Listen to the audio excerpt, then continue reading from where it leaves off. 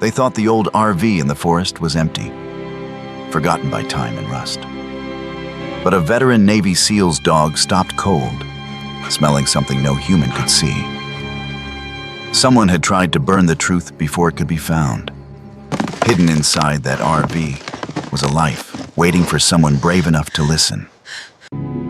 This is a story about instinct, faith, and the signs we ignore too easily. Because sometimes, God doesn't shout. He sends a warning on 4 legs. Tell us where you're watching from, and like and subscribe to K9 Navy SEAL Stories for more. The northern forest wore daylight the way a cathedral wore stained glass. Bright, clean, almost holy. Sunlight sifted through tall evergreens and landed in soft coins on the ground. Ferns spread their fronds like green hands, and the air smelled of cold water, pine resin, and the faint sweetness of moss. Somewhere beyond the trees, a lake flashed silver blue between trunks, as if the world had tucked a mirror into its pocket and forgotten to hide it. Rowan Calder drove slowly, one hand light on the steering wheel, the other resting near the gear shift like a habit he'd never fully put down. He was 43 and built like a promise kept, 6'1", broad-shouldered, compactly strong. No showy muscle, just the kind that came from years of moving with purpose and carrying weight without complaint. His face was all angles and hard edges softened by time. A sharp jawline, faint lines at the corners of his eyes, and a rough, close beard that refused to grow into anything polite. His eyes were a rare storm color, blue-gray, deep-set, quiet but awake, like they were always listening to the world, even when his mouth chose silence. His hair was cut short and practical, dark brown with early silver at the temples, the kind of cut that didn't ask questions or waste time. His skin was sun-browned and weathered, and though he looked calm behind the wheel, calm on Rowan was less peace and more discipline, like a lid kept firmly on a boiling pot. He wore the same outfit he wore almost everywhere now, the uniform of a man who trusted function more than fashion. An olive field jacket with pockets that had known maps and gloves, dark cargo pants, and a red and deep blue plaid shirt underneath that brought an odd warmth to his otherwise quiet palate. His boots were brown leather, scuffed and softened from miles, and an old military watch sat on his wrist, its face lightly scratched, as if time itself had taken a swipe at it and failed. A pocket knife rode discreetly in his jacket, and on his back, when he stepped out, would be an Eberle stock half-track pack, built for longer days than most people planned for. In the passenger seat sat Valko. Valko was a German Shepherd K9 with a coat like dusk caught on fire, black saddle over golden tan, short-haired but thick and healthy, as if he'd been carved out of sturdy weather. He wasn't bulky, he was balanced. Muscle sat on his frame with the clean economy of an athlete. His stance, even while seated, carried the quiet authority of a working dog who didn't waste motion. His eyes were the most unnerving part. Dark, intelligent, and steady, not the warm, goofy gaze of a pet expecting treats, but the focused stare of someone taking inventory of the world. Valko's ears shifted as the truck moved, reading the forest the way Rowan once read rooftops and alleyways. He was disciplined, loyal, and sensitive to things humans pretended not to notice. The change in wind, the wrong kind of silence, the invisible tremor of fear on a person's skin. Rowan glanced at him and let a dry little smile tug one corner of his mouth. "Relax, Sergeant," Rowan said, voice low. "It's a trail inspection, not an invasion." Valko didn't look at him. He looked out the window, as if considering whether Rowan had just told the funniest joke of the year. The job was simple on paper. Assess a remote trail area for maintenance, note any hazards, maybe flag a few fallen limbs. The kind of work that gave Rowan a reason to keep moving without needing to explain why staying still felt like drowning. But the forest had its own paperwork, and it didn't sign anything in ink. Rowan turned onto a narrow dirt track that threaded deeper between trees. The path was soft with needles and damp earth, and the truck's tires crunched through scattered leaves like quiet applause. Then Valco's posture changed. It was subtle. Just a tightening through the shoulders, a slight lift in the head, a pause in the rhythm of his breathing. His ears pricked forward, and his nose tipped toward the windshield, tasting the air as if the world had suddenly delivered a message written in scent. Rowan slowed. "What is it?" he murmured. The humor gone now, replaced by that calm vigilance that used to be his daily bread. Valco let out a soft sound, almost a whine but controlled, like he was keeping his voice behind his teeth. Rowan stopped the truck. The forest held its breath. He stepped out, the cool air greeting him like a splash of clean water. Valco hopped down behind him, landing quietly, already scanning. Rowan adjusted the strap of his pack and moved forward, boots pressing into the leaf-littered ground. At first, Rowan didn't see it. Then he did. Half hidden behind a curtain of ferns and low branches, a vehicle sat in the woods like a relic left behind by a forgotten god. A motorhome. An old RV, white once, but now streaked and freckled with rust, the color of dried blood. Moss sprawled across the roof in thick green mats, with little tufts of grass poking up like the forest had started building a garden on top of it. The side windows were shattered, dark holes gaping into the interior. Vines clung to the edges, and leaf litter piled on the hood as if autumn had made it a bed. It looked less like a machine and more like a beached whale. Massive, tired, surrendered to time. Rowan stood still, studying it. He'd seen abandoned things before, buildings, equipment, even dreams. But the RV had a strange presence, like it was waiting. Not dead exactly, just sleeping, listening. Rowan exhaled through his nose, letting out a quiet, almost amused breath. "Well," he said, "that's a charming little surprise." Valco didn't share the joke. The dog moved forward with measured steps, nose low, circling the RV slowly. He stopped at the door, sniffed along the seam, then shifted to the ground beside the steps. His tail held still, not wagging, not tucked, neutral but alert. Rowan's eyes narrowed. He watched Valco the way you watched a compass needle when the sky was cloudy. "What do you smell?" Rowan asked. Valco's head lifted slightly. He didn't bark. He didn't scratch. He simply stared at the RV's broken window, staring so hard it made Rowan's skin tighten. And then Valco sat. Not casually, firmly, like a soldier taking a knee, like a sentinel planting himself in place. Rowan felt something stir in his chest, a familiar sensation from another life. The moment before a door opened. The moment before you found out if your instincts were wrong. He took a step closer. The RV's metal skin was pitted and scarred. Rust flaked under the touch of his glove. The air smelled like damp wood and old upholstery, decay mostly. But underneath it, faint as a ghost whisper, human. Not fresh, not yesterday, but not ancient either. A layered scent, as if someone had been here, left, returned. Like footsteps that never fully stopped coming back. Rowan's mouth went dry. He tried for humor again, because humor was easier than admitting his heart had started to run.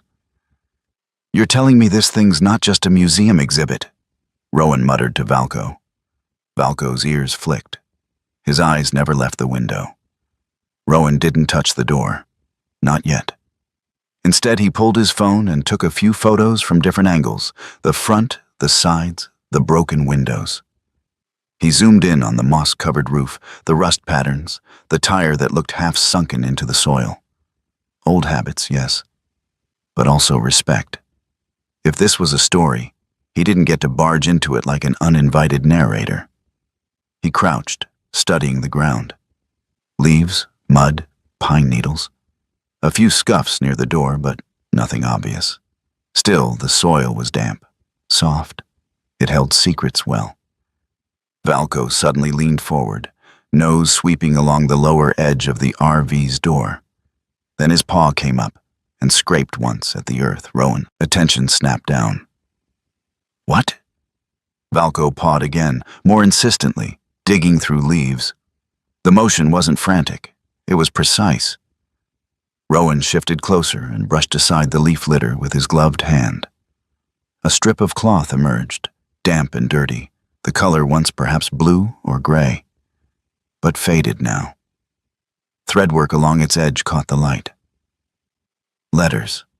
Rowan's breath caught as he cleared it fully. North Star. The words were stitched in blocky, sturdy embroidery, not decorative, practical, like the label on a duffel bag or the patch on a jacket. Rowan stared at it longer than he meant to. Something in him moved, something quiet and old. A bell rung deep inside a submerged place. North Star, a guide, a fixed point. Something you followed when everything else shifted. Rowan swallowed, his throat tight, and his mind did what it always did. It tried to make the moment small enough to survive. Someone really named their death wagon, he murmured, voice dry, romantic. Valco looked at him in a way that made the word romantic feel like a poor disguise. Rowan tucked the cloth into a pocket of his jacket like a piece of evidence, or a token from a myth. He stood, eyes scanning the forest around them. The trees were still, too still. Sunlight kept pouring down like nothing was wrong. Birds kept singing as if the world was innocent, and yet Valco's body remained coiled, his senses pinned to the RV like a magnet to iron.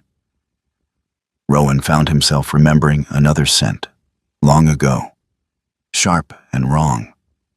Gasoline, smoke, the kind of smell that didn't belong until it did, and then it belonged to tragedy.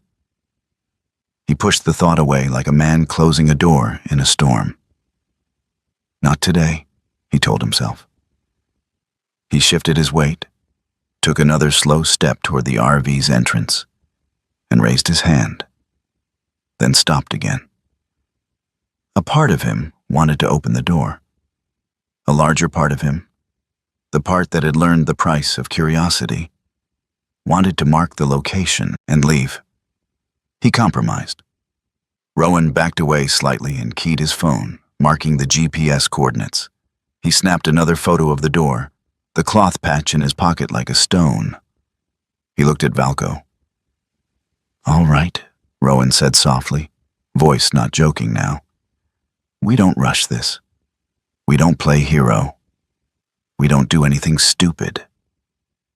Valco remained seated, eyes fixed, as if the dog had already signed a contract Rowan hadn't read. Rowan exhaled slowly. He turned, scanning the forest again, and that was when Valco's head jerked toward the wind. The dog's nostrils flared. Then he sneezed. Sharp, sudden. Rowan froze. Because the wind carried something new across Rowan's face, so faint he might have missed it if Valco hadn't reacted first. A thin thread of scent that didn't belong with moss and pine. Gasoline. Not strong, not close, but present, like a warning whispered from far down the trail. Rowan's humor vanished completely. He stared at the RV again, and the rusted beast stared back with its broken windows like blind eyes. Rowan had come to inspect a trail, but the forest, it seemed, had decided to inspect him instead.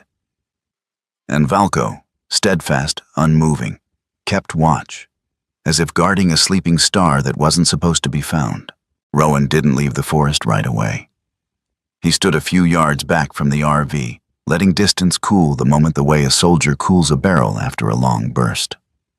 The trees remained calm, sunlight still generous, as if the world had already moved on from whatever truth the rusted vehicle held. Valco stayed planted near the steps, posture firm, eyes scanning, no longer curious, but committed. Rowan knew that look. It meant, this place matters. He took out his phone, thumb hovering, then tapped a number he didn't use often, but never deleted. "Mina," he said when the line connected. "I need a ranger." She arrived 35 minutes later in a dust-streaked green pickup that wore its age honestly. Mina Holloway stepped out with the confidence of someone who belonged exactly where she stood. Early 30s, average height, lean but strong in the way that came from hiking miles rather than lifting weights. Her dark hair was tied back in a low ponytail that had clearly been retied more than once that morning, and her skin carried the even tone of someone who worked outdoors year-round. A small scar cut through one eyebrow, old, pale, and unconcerned with vanity. Her uniform was practical. Forest green ranger jacket, utility pants, boots laced tight. A radio clipped to her shoulder murmured softly, like the forest had given her its own voice. Her eyes were sharp, not suspicious, just trained. The kind that noticed when something didn't fit and waited patiently for the reason to show itself. She took in the RV in one long look. "Well," Mina said, exhaling, "that's not on any of my maps." Rowan gave a small nod. "Didn't think it would be." She glanced at Valco, who watched her without hostility, but with unmistakable evaluation. Mina crouched slightly, not reaching for him, letting him decide the terms. "K9, she asked. "Retired," Rowan said. "Still working?" Mina smiled faintly. "Aren't we all?" She stood and pulled on gloves. "All right. Let's do this by the book." They approached the RV together. Up close, the decay told a complicated story. The interior was dim, the air heavy with damp fabric and rot. But it wasn't the chaos of abandonment Rowan expected. Someone had cleaned, badly, hurriedly, but intentionally. One corner of the floor was noticeably clearer than the rest. An empty tin sat near the far wall, its edges blackened with recent soot. Mina crouched, running a finger along the inside of the tin. "Still warm within a day," she said. Not campfire warm, controlled. Rowan absorbed that without comment. Valco moved past them, nose tracing the floor, then stopping near the base of the dinette. He lifted a paw and scraped once. Slow, deliberate. Rowan knelt beside him. He peeled back the loose carpet, revealing a narrow cut in the floorboard. Mina leaned in. Hidden storage. Inside, a compact survival kit, water filter, emergency blanket, power bank, bandages, all practical, all chosen by someone who knew they might have to leave fast. And beneath it, wrapped in oilcloth, an old handheld voice recorder. Mina's jaw tightened slightly. "That's not camping gear." "No," Rowan agreed. "That's evidence." On the far wall, just above where the vinyl had peeled away, Mina spotted something else. 3 shallow grooves cut into the wood. Beside them, a rough outline of a wolf's head. Her expression shifted, subtle but unmistakable. "That mark," she said quietly, "shows up near illegal routes. Timber, sometimes worse. It's not a logo, it's a message." Rowan looked at it, then back at the forest beyond the broken window. Territory. Exactly. A distant engine sound drifted through the trees. Mina reacted instantly, reaching out and pressing 2 fingers against Rowan's sleeve. Not grabbing, just signaling. She pointed. They moved off the path and into cover without speaking. Leaves dampened their steps. The engine passed far enough away to stay unseen, but close enough to feel intentional. Mina leaned close and whispered, "There's silence that comes from snow, and silence that comes from money."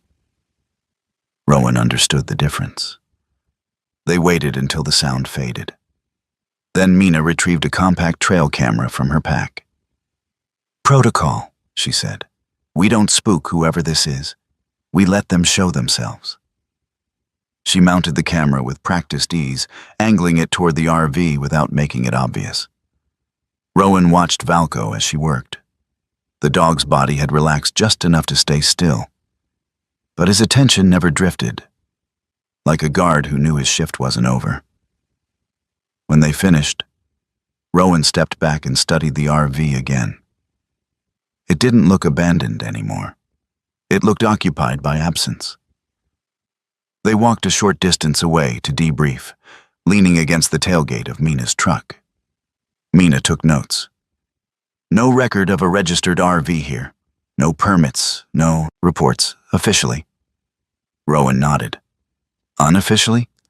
She hesitated, then shrugged. People go missing in pieces up here. Not enough at once to make noise. Rowan met her eyes. Someone lived here. Or hid, Mina said. They fell quiet. Valco suddenly lifted his head. Not alarmed, focused. He turned away from the RV and stared down the trail, then sat again. This time facing the forest, not the vehicle. Rowan frowned. That wasn't a guard position. That was a warning. He followed Valco's gaze and saw nothing. Just trees, light, distance. Mina noticed too. What's he doing? Rowan watched Valco's ears shift, adjusting to something only he could hear. Listening, Rowan said, to someone who thinks they're quiet. Mina straightened slowly. Neither of them spoke for a long moment. Then Valco turned his head and looked directly at Rowan. Not urgently, not afraid. Just expectant. Rowan felt the weight of that look settle in his chest. This is where you decide, it said without words. Rowan reached into his jacket and felt the cloth patch in his pocket. The one marked North Star. He didn't take it out. He didn't need to. Camera stays, Rowan said finally. We don't touch the recorder yet. Mina nodded. Agreed. Rowan added, quieter. But we don't pretend this is just paperwork. Mina met his gaze. No, we don't. They packed up carefully, leaving the RV as they found it. Almost. As they walked back toward the vehicles, Rowan glanced over his shoulder. The RV sat unchanged, rust glowing faintly in the afternoon sun, moss bright as if newly washed. But now it felt different. Less like a ruin, more like a signal fire waiting for night. Valco paused once at the edge of the clearing, looking back longer than necessary. Rowan didn't rush him. Some silences, he knew, weren't empty. They were holding their breath. The town revealed itself the way good things often did, slowly and without asking for attention. A ribbon of road curved down toward the lake, and suddenly the forest loosened its grip. Sunlight widened. Houses appeared with porches facing the water, paint faded but cared for. A small marina rocked gently against its posts, boats tapping wood like knuckles on a door. The lake itself lay open and calm, blue enough to look forgiving. Rowan parked near the main street and cut the engine. After the hush of the forest, the town sounded almost loud. A bell rang as someone opened a shop door. Laughter drifted from a bench where two older men argued amicably about fishing. Somewhere, butter hissed on a hot griddle.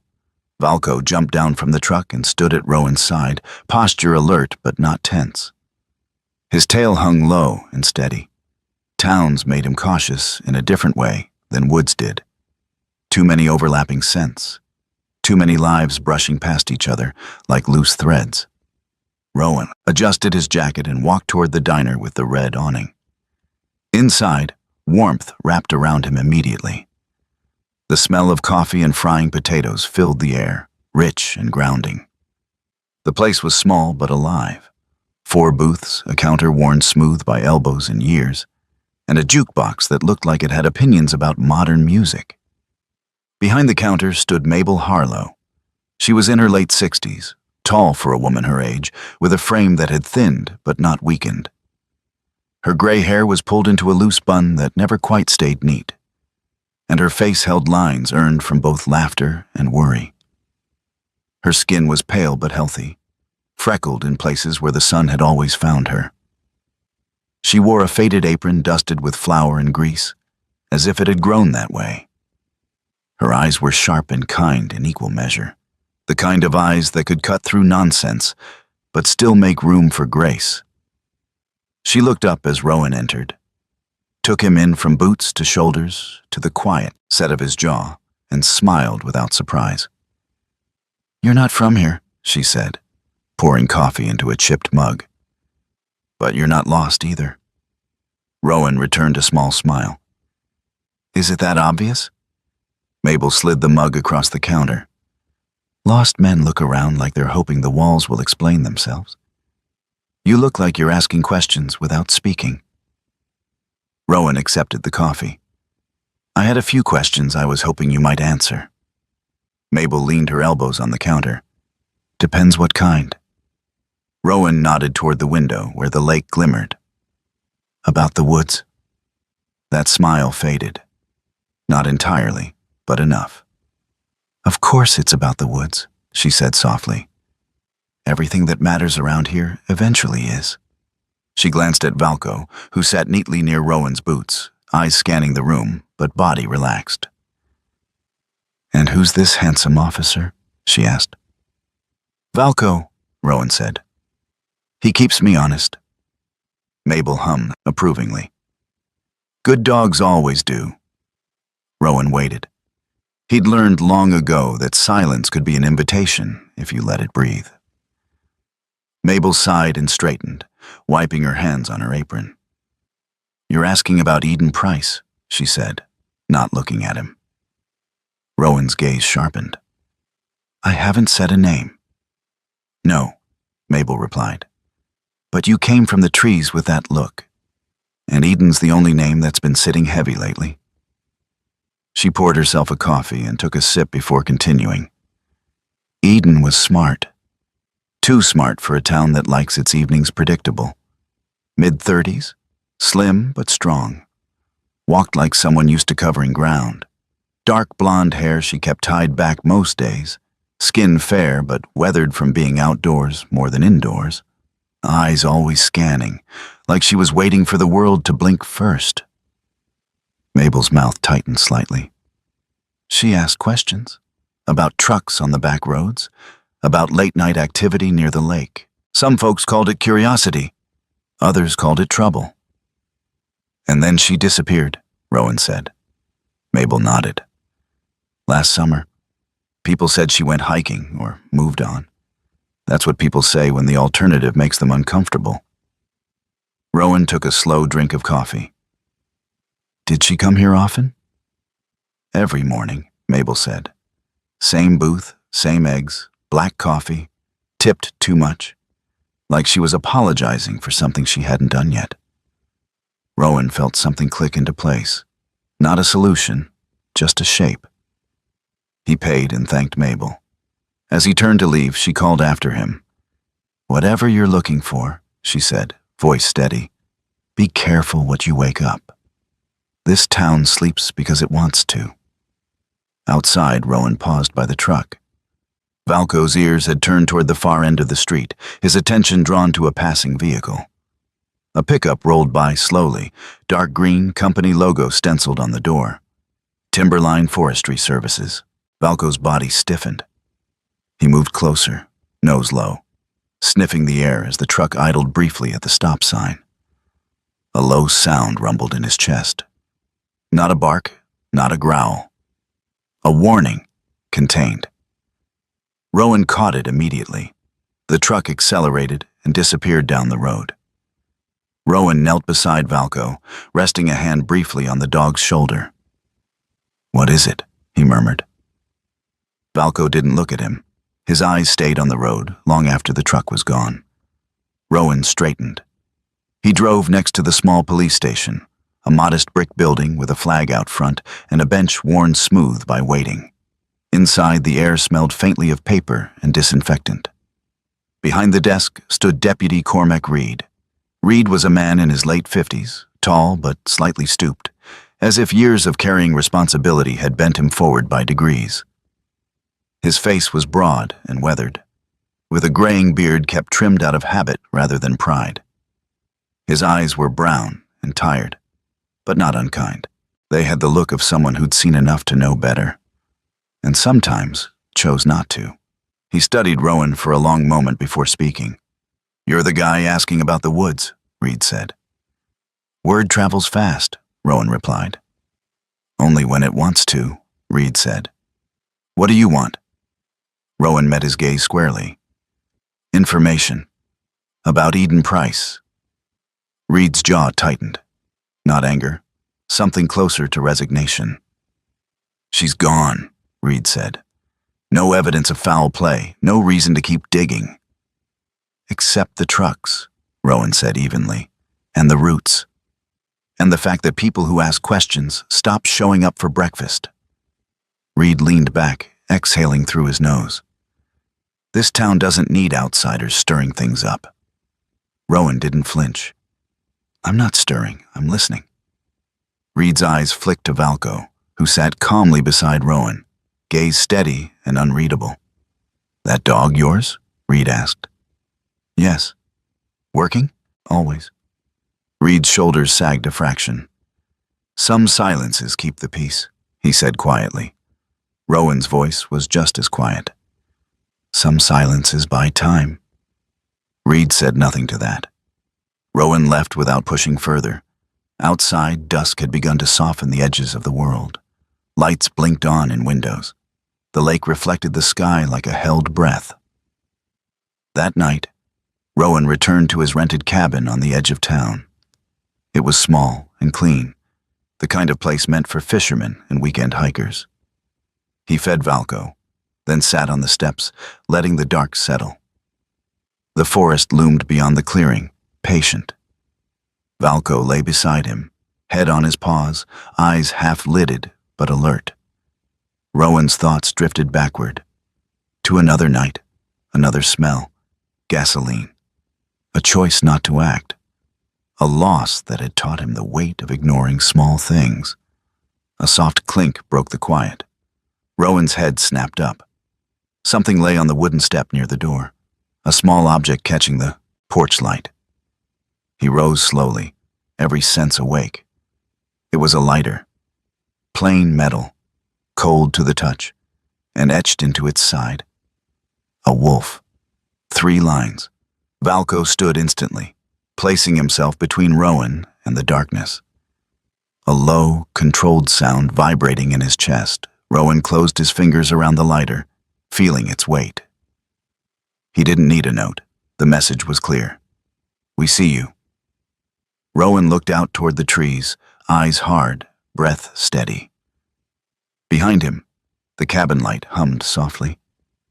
Ahead, the forest waited. And somewhere between the two, the truth had begun to follow him home. Rowan drove north out of town just after sunrise. The lake still glassed over like a held breath. The road narrowed as it climbed, houses thinning into trees, storefronts surrendering to barns, and then to nothing at all.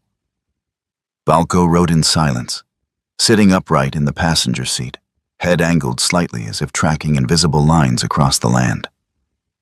He was calmer now than the night before, not relaxed, but resolved. There was a difference Rowan had learned to trust. The clinic sat at the edge of a long clearing, half swallowed by pine and birch. A modest building, weathered cedar siding, a metal roof dulled by seasons. A hand-painted sign near the drive read, "Leora Vance, DVM Field Veterinary and K9 Support." Rowan parked and cut the engine. Before he opened the door, he rested a hand on the small recorder in his jacket pocket. It felt heavier than it should have. Dr. Leora Vance opened the clinic door before Rowan knocked. She was in her early 40s, tall and lean, with a posture that suggested long hours on her feet and longer nights awake. Her dark hair was streaked with premature gray and pulled into a loose braid that brushed one shoulder. Her skin was olive-toned, her face angular but warm, with sharp cheekbones softened by attentive eyes. She wore faded jeans, a flannel shirt rolled at the sleeves, and boots marked with dried mud and disinfectant stains. Nothing about her suggested polish. Everything about her suggested competence. Her gaze dropped immediately to Valco. "Well," she said quietly, crouching without hesitation. "Hello there." Valco did not move toward her. He did not retreat. He simply observed, ears forward, eyes intent. Leora waited. After a moment, Valco stepped closer and allowed her hand to hover near his shoulder. "Good," she murmured. "You're listening?" Rowan felt tension ease from his chest. "You must be Rowan," Leora said, rising. "Mina called." "She said you could help," Rowan replied. Leora nodded once. "Come in." Inside, the clinic smelled clean, antiseptic layered with pine oil. The walls were lined with photos, search dogs in snow, muddy rescues, tired smiles caught mid-victory. Valco paused to look at one image of a shepherd coated in ice, eyes bright with purpose. Leora noticed. "That was North Point," she said. "Avalanche rescue. He worked until his hips gave out." Valco studied the image, then sat. Rowan followed Leora to a small back room where a workbench sat beneath a narrow window. She gestured for him to sit and brought over a compact audio console, worn but well cared for. "You found a recorder," she said. Not a question. Rowan handed it over. Leora examined the device with practiced care. Older model, analog memory. People use these when they don't want digital footprints. She plugged it in and adjusted the dials. Static filled the room, thin, uneven. Valco lay down beside Rowan, his flank pressed lightly against Rowan's shin. Leora worked in silence for several minutes, adjusting levels, filtering noise. Her brow furrowed with focus. Then a voice came through. At first it was barely more than breath. "Testing. If this is still working." Rowan's spine straightened. The voice was female, soft, controlled, but frayed at the edges. Each word sounded measured, as if spoken by someone rationing strength. "This is Eden Price. I don't know who will find this." Leora glanced at Rowan. He didn't look away from the console. Eden's voice continued, gaining clarity as Leora refined the signal. "There are trucks moving through the forest at night, not logging schedules, different routes. They use the old service roads near the lake, where the rock cuts low. There's a narrow break, a stone cleft. They store things there." A pause. A breath caught too long. "I asked questions. I shouldn't have asked so many at once." Rowan felt Valco's body tense. Eden's voice wavered, then steady again. "They don't pay for silence with money. They pay with fear." Another pause. "I tried the authorities. I don't trust who that reached. If you're hearing this, don't trust quiet answers. Quiet answers are bought." The recording crackled. "I contacted a K9 search and rescue volunteer group, Valkyrie Search. They helped once. They left markers. If you see signs, it wasn't coincidence." A breath, shallow now. "I'm not gone. I'm hiding. If this stops, if I stop, follow the lake. Trust the dogs. They see what we pretend not to." The recording ended. Silence returned to the room. But it wasn't empty. Rowan exhaled slowly, as if he'd been underwater longer than he realized. Leora removed her headphones. "She was scared," she said. "But she was thinking clearly." Rowan nodded. "She knew how to leave a trail." Valco lifted his head and moved closer to Rowan, resting his chin against Rowan's knee. Not anxious, grounding. Rowan placed his hand on Valco's neck. "She's still alive," Rowan said.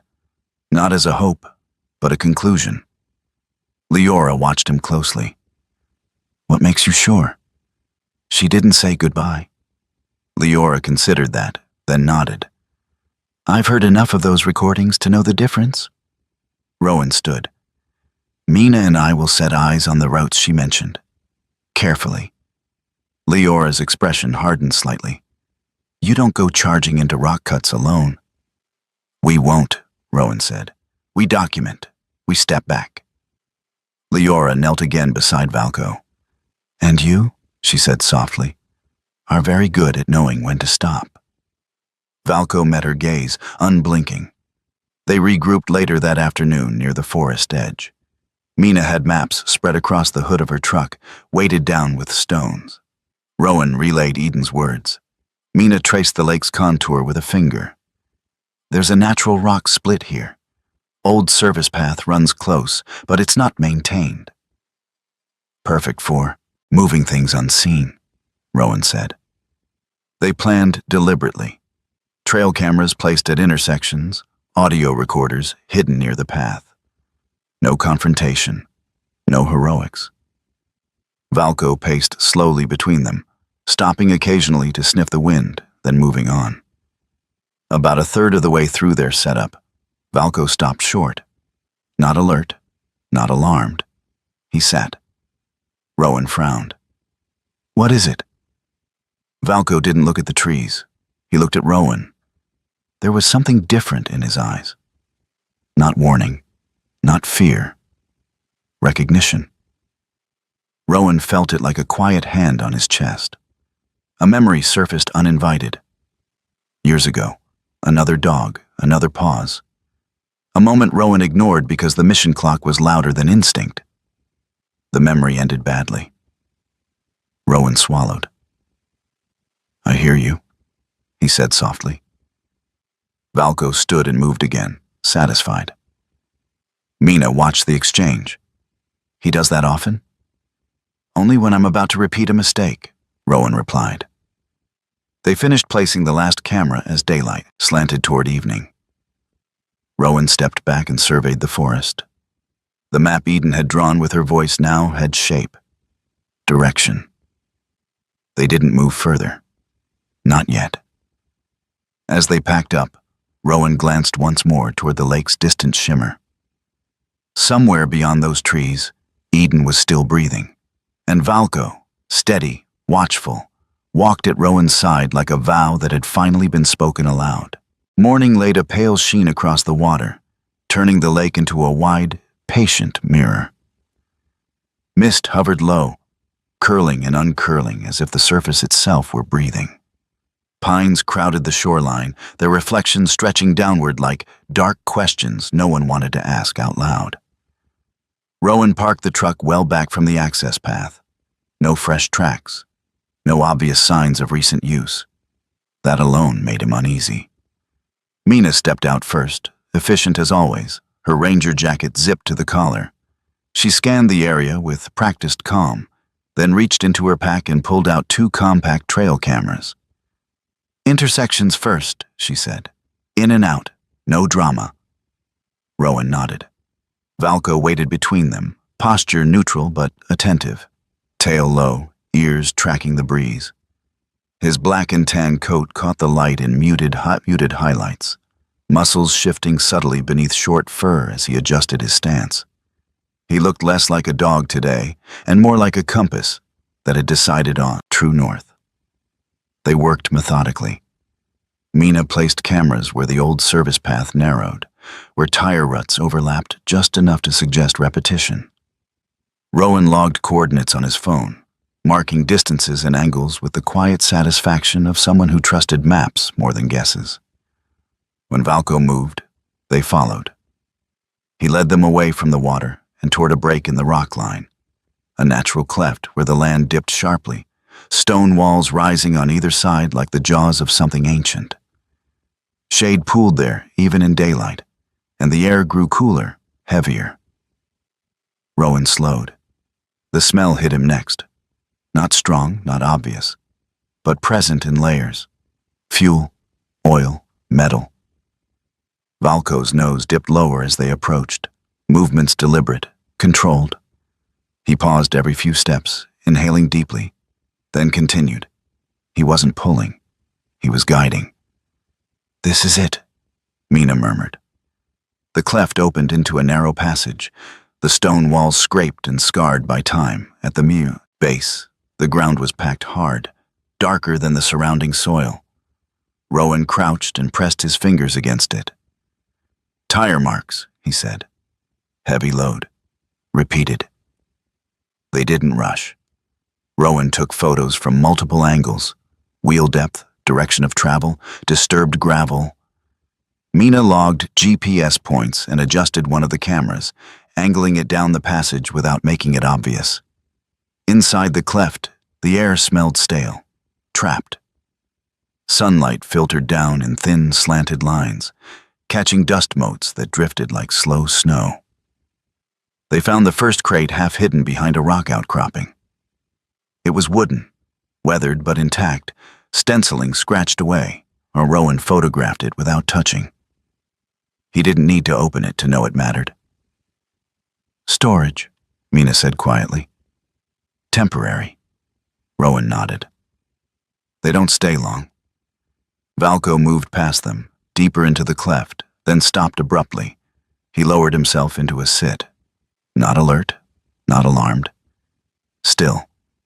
Rowan felt a familiar tightening in his chest. He approached carefully, scanning the ground where Valco's attention fixed.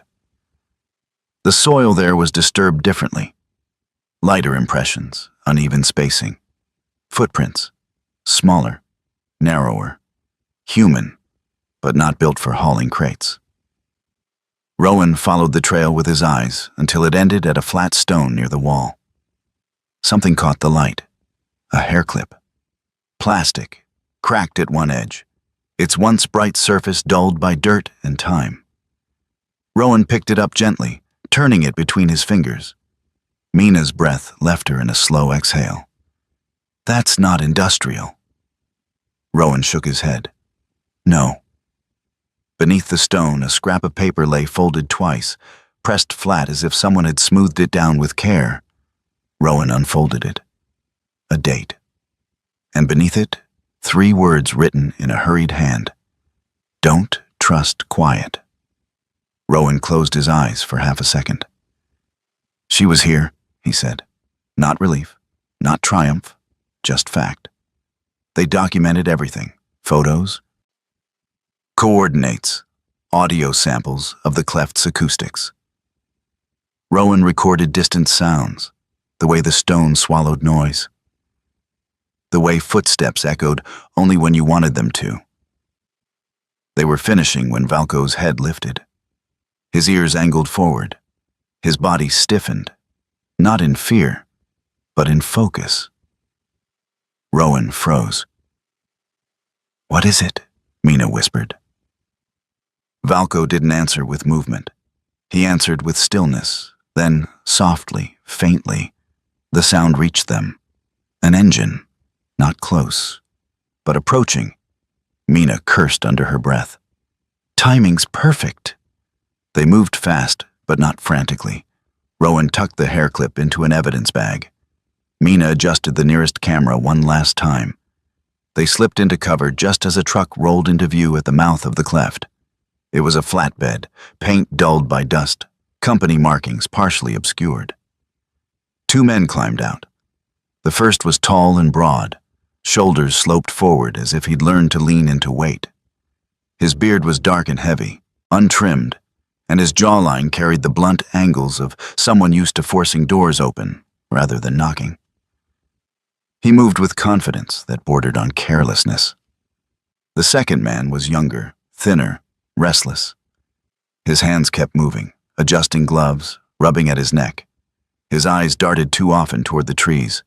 They spoke in low voices. Rowan lifted his phone just enough to catch audio, keeping his breathing slow. "Late again?" the younger man muttered. "Doesn't matter," the bearded one replied. "We're not staying." They moved toward the crates. Rowan's muscles coiled. Every instinct from another life screamed at him to act, to step out, to end it now. But discipline held him like a tether. Win with evidence. Save with patience. Valco lay flat beside him, body pressed to the earth, eyes never leaving the men. He was silent. Not the silence of fear, but the silence of a hunter who understood timing. The men loaded one crate onto the flatbed. The younger one hesitated, glancing toward the deeper part of the cleft. "You hear something?" he asked. The bearded man snorted. "It's the rocks. Always sounds like that." He didn't know how close he was to being right. They finished quickly, climbed back into the truck, and drove off. The way they came, Rowan didn't move until the engine noise faded completely. Then he exhaled, long and slow. Mina looked at him. "We got what we needed." Rowan nodded, though his hands still trembled slightly. Enough to ask for a warrant. They began packing up, retracing their steps carefully. About halfway back toward the lake, Valco stopped again. This time he didn't sit. He turned and looked directly at Rowan. Not urgent, not warning, questioning. Rowan met his gaze, feeling that quiet pressure build behind his ribs. The sense of standing at a threshold. "What is it, buddy?" he murmured. Valco held the look for a moment longer, then turned away and continued down the path. Rowan didn't know why that unsettled him more than the engine or the crates. But it did. They reached the vehicles without incident. The lake shimmered again through the trees, unchanged, innocent.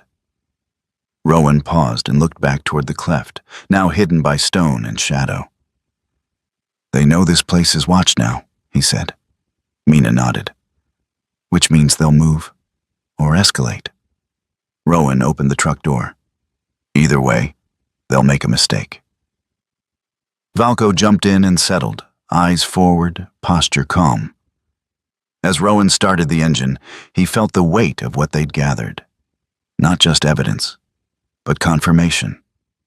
Eden had been here. She'd thought ahead. She'd trusted signs and silence in equal measure. And now the hunters knew they were no longer alone. The lake caught the light once more, smooth and silver, giving nothing away. But beneath its calm, something had shifted. The alert came in just after dusk. Rowan was in the cabin kitchen, rinsing a mug, when his phone vibrated against the counter. Mina's name flashed once, then again, urgent enough to skip pleasantries. "Trail cam near the RV just tripped," she said. "Motion, not wildlife. 2 figures. They're circling." Rowan didn't answer right away. He crossed the room in 3 strides, clipped the leash to Valco's harness, and shouldered his pack. Valco was already there, body taut, eyes bright with a clarity that meant he'd been waiting for permission more than instruction.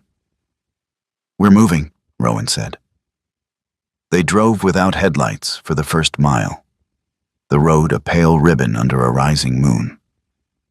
Pines leaned inward, swallowing sound. Rowan kept his breathing even, the way he had learned to do when adrenaline wanted to sprint ahead without him. They cut the engine 100 yards out and went on foot. That was when Valco stopped pulling and surged forward instead, not in panic, not barking, just a sudden, urgent acceleration that snapped the leash taut in Rowan's hand. "Easy," Rowan murmured, but his heart was already answering the dog's message. The smell reached him a second later. Not smoke, fuel, sharp and wrong against the damp sweetness of moss and rot. Accelerant, fresh, volatile, like a match struck inside the chest. Rowan broke into a run.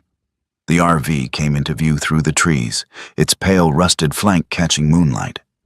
For a half second, everything looked the same. Still, silent. Then Rowan saw the sheen. A dark wetness streaked across the leaf-littered ground beneath the RV's steps, reflecting light in thin, dangerous lines. Gasoline.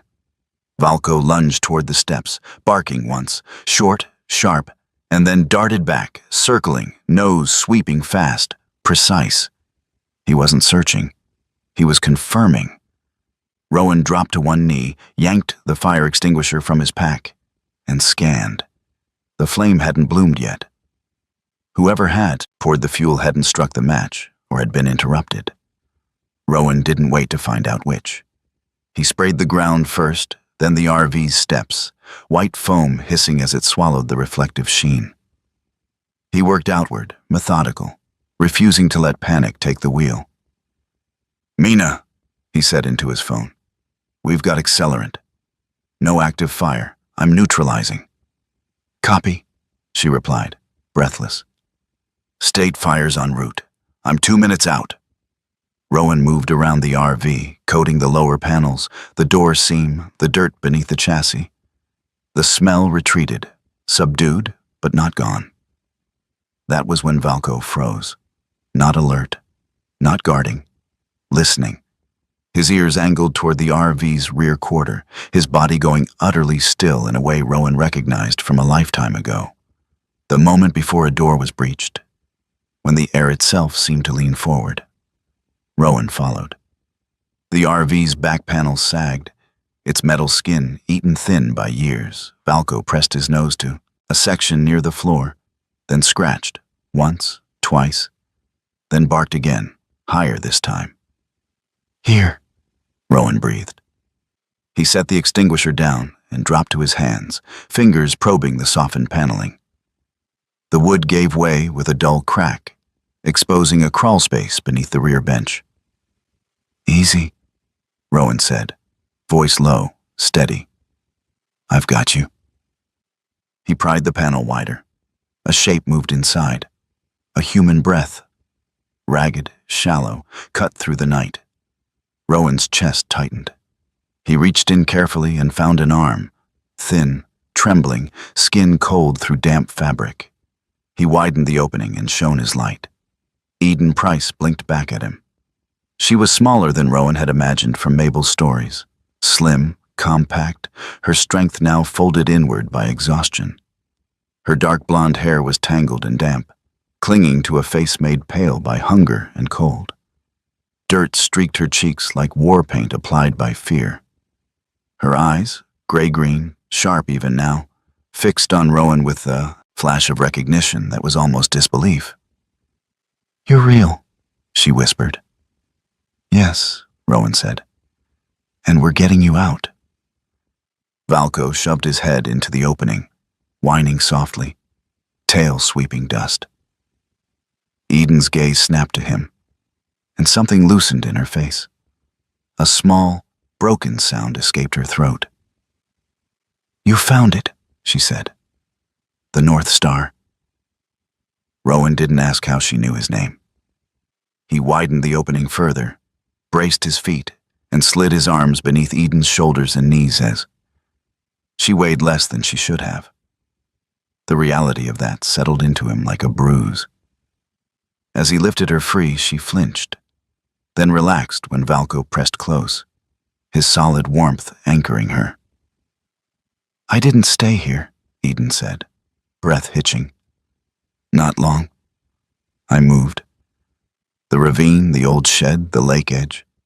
Tonight felt safer." Rowan nodded. "You did everything right."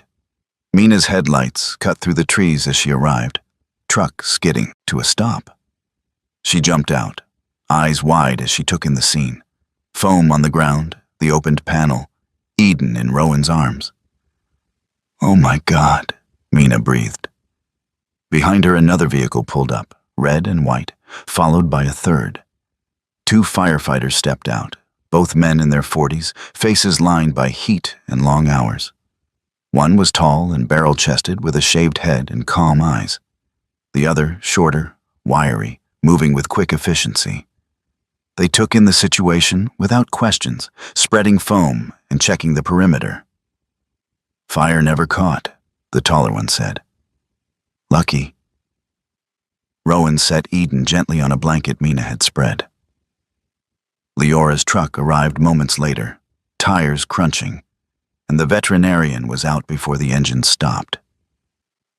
Leora knelt beside Eden, hands already moving, checking pulse, skin temperature, responsiveness. "Hypothermia," she said calmly. "Mild to moderate, dehydration." Eden winced, but nodded. "I know." Leora glanced up at Rowan. You saved her in time. Rowan looked at Valco, who sat at Eden's side, eyes never leaving her face. Not alone, Rowan said. As Leora worked, Eden's gaze drifted back to the RV, its rusted body now ghostly under emergency lights. They wanted it gone, she said softly. It was easier to burn a place than erase a question. Rowan's jaw tightened. They won't get another chance. Eden swallowed. My dad lived in one like that, when I was a kid. He called it the North Star because, no matter where we parked, it meant we'd make it home. Her eyes filled, but she didn't cry. I thought if I stayed close to it, I would too. Valco leaned in, resting his chin against her knee. Rowan let out a breath that was half a laugh, half a wound reopening. Guess I'm driving again, he murmured to the dog. Seems like my job. Valco's ears flicked, and for a moment his expression looked almost amused. Then he looked back at Eden, solemn as a promise. The firefighters finished their sweep. A state trooper arrived, took statements, nodded grimly. Evidence bags were filled, photos taken. No one said the word arson, but it hung in the air like smoke.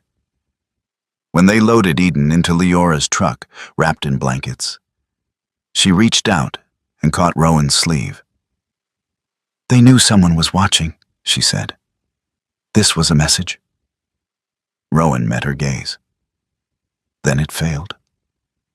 She nodded once, trusting him with a faith he felt unworthy of, and determined to earn. As the vehicles pulled away and the forest reclaimed its quiet, Rowan stood for a moment beside the RV. The foam gleamed white against rust and moss. The night smelled clean again. He rested a hand against the cold metal. This time he hadn't missed the sign. He turned, whistled softly, and Valco fell into step at his side. Together, they walked out of the clearing, leaving behind a fire that never got its due, and a life that did. The clinic smelled of antiseptic and warm blankets. Morning light filtered through the narrow windows, pale and careful, as if it understood this was a place for recovery, not spectacle. Eden Price lay propped up on a cot, wrapped in layers that made her look smaller than she was. Color had returned to her cheeks, though faint shadows still clung beneath her eyes like bruises that refused to heal all at once. Leora stood nearby, arms crossed, watching Eden with the practiced patience of someone who trusted bodies to speak when given time. Rowan remained by the wall, quiet, boots planted, hands loose at his sides. Valco lay at his feet, head resting on his paws, eyes half closed but alert, guarding without posturing. Eden took a breath. They use the forestry company as a skin, she said. Her voice was steadier now, no longer a whisper. Paperwork looks clean, permits, donations to town projects, but the trucks don't carry timber. She described routes, names she overheard, nights she'd counted headlights from the trees. She spoke carefully, not out of fear now, but precision, like someone who understood that details were a currency. They move fast, Eden continued. Never stay long. The forest helps them. Sound dies. People stop asking questions. Deputy Cormac Reed stood near the door, hat in his hands. Up close, he looked older than Rowan remembered. The lines in his face had deepened overnight, and his shoulders seemed to carry a new weight. Not guilt exactly, but inevitability. He listened without interruption. When Eden finished, the room was quiet again. Reed cleared his throat. We have trail cam footage, he said. GPS coordinates, audio, now, testimony. He looked at Rowan, then at Eden. It's enough. Mina nodded once. Enough for a warrant? Reed closed his eyes briefly. When he opened them, something had settled behind his gaze. I should have pushed sooner, he said. I didn't. No one rushed to comfort him. This wasn't that kind of moment. But I will now, Reed added. He straightened, squared his shoulders, and reached for his radio. The operation began before sunset. Marked vehicles waited at the edge of town, engines idling low. State troopers stood with local deputies, their postures alert, movements economical. No one spoke louder than necessary. The forest didn't need help keeping secrets. But tonight, it wouldn't be allowed to keep lies. The warrant was signed. Rowan didn't wear a badge. He didn't need one. He stood back with Mina, Valco at his side, watching as others moved forward with authority and lights. From the ridge, they could see the clearing where the crates had been. Floodlights snapped on, cutting through shadow. Men ran. Some didn't get far. The leader did.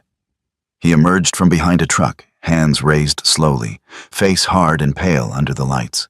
He was tall, heavy-set, with a thick beard streaked prematurely with gray. His eyes were sharp but tired, the kind of tired that came from believing your own excuses for too long. His name was Caleb Marsh. Marsh spoke before anyone asked him to. "You think this town survives on fishing and postcards?" he called out. "You think those people pay their bills with sunsets?" Reed stepped forward. "Put your hands on the hood, Caleb." Marsh laughed, a bitter sound. "I kept men working, fed families. All you did was look away." Rowan watched him closely. He'd seen men like Marsh before, men who wrapped harm in necessity and called it leadership. "You didn't have to burn anything," Rowan said, voice calm, cutting through the noise. Marsh's gaze snapped to him. "I didn't burn people." "No," Rowan replied. "You just thought about it." Marsh's jaw tightened. His eyes flicked toward the forest, toward the RV's direction. "Fire cleans," Marsh said quietly. "Sometimes it's the only thing people listen to." The troopers moved in, cuffing him without ceremony. Marsh didn't resist. He just stared past them, as if watching something slip away. By morning, the town felt different. Not louder, not brighter, just lighter. Word spread the way it always did. Over coffee cups, across porches, through glances that lingered longer than usual. Some people looked relieved, others looked angry. A few looked ashamed. Deputy Reed walked the streets that morning without his hat. He nodded at people who wouldn't meet his eyes. He stopped by the diner. Mabel was behind the counter, apron on, hair escaping its bun as usual. "You did it," she said, not smiling. Reed nodded. "I should have sooner." Mabel poured him coffee. "You did it when it mattered." She glanced past him and smiled then. Really smiled. Eden stood just inside the door, steadier now. Valco at her side like a shadow that breathed. Mabel crossed the room and pulled her into a fierce hug. "You scared the hell out of us," she said into Eden's hair. Eden closed her eyes. "I know." Rowan watched from the doorway, uncomfortable with gratitude, as always. Mabel turned to him, eyes bright with tears and humor both. "You come to fix trails," she said. "End up fixing habits." Rowan shrugged. "Occupational hazard." The RV took longer. Weeks, not days. Rowan worked on it in the clearing where it had nearly burned, tools spread like offerings. He replaced wiring, sealed gaps, scrubbed rust where it mattered, and left it where it told the truth. He didn't restore it to glory. He restored it to function. Eden helped when she could, handing him bolts, sanding panels. Her strength came back in increments, slow, stubborn. She talked sometimes about her father, about nights parked under open skies, about learning that home was less a place and more a direction. They kept the name. North Star. Valco supervised. He lay in the shade, eyes following every movement, occasionally rising to inspect progress. Once, Rowan caught him nudging a loose panel with his nose before sitting pointedly beside it. "Yeah," Rowan muttered. "I see it." When the engine finally turned over, the sound startled birds from the trees. Eden laughed, a real laugh, surprised and bright. Rowan rested his forehead briefly against the steering wheel, eyes closed. Some things, he thought, deserved second starts. The morning they left, the forest wore its best light. Dew clung to grass. Sunlight threaded through branches like promise. The RV stood ready, paint scarred but solid, moss cleared from the roof but not forgotten. Rowan climbed into the driver's seat. Eden took the passenger side, hands resting on her knees, eyes forward. Valco jumped up between them, settling with a contented huff. Chin lifted, posture proud. Rowan started the engine. The RV rolled forward slowly at first, tires crunching leaves, then gained confidence as it reached the road. The forest opened, letting them pass. In the mirror, the trees closed again, unchanged, eternal. The North Star wasn't visible in the blue morning sky. But Rowan felt it anyway. Not overhead. Ahead. Sometimes, miracles do not arrive with thunder or light from the sky. Sometimes they come quietly. Through a dog that senses danger before flames rise. Through a man who finally listens to the signs he once ignored. Through a choice to do what is right when silence would be easier. Perhaps God does not always stop the fire. Perhaps he sends a warning instead, a feeling we cannot explain, a companion who refuses to move forward. A moment that asks us to slow down and pay attention. In our daily lives, we often rush past those moments. We ignore the small signs. We convince ourselves that silence is safer than truth. But as this story reminds us, doing the right thing, no matter how small, can save a life, heal a past, and change a future. If this story touched your heart, let it remind you that you are never truly alone. That even in the darkest woods, God may already be working ahead of you, placing guides along your path. Please take a moment to share this story with someone who may need hope today. Leave a comment and tell us what part spoke to you most. And if you believe in stories of courage, loyalty, and quiet miracles, subscribe to this channel so we can continue walking this journey together. May God bless you, protect you, and guide your steps, today and always.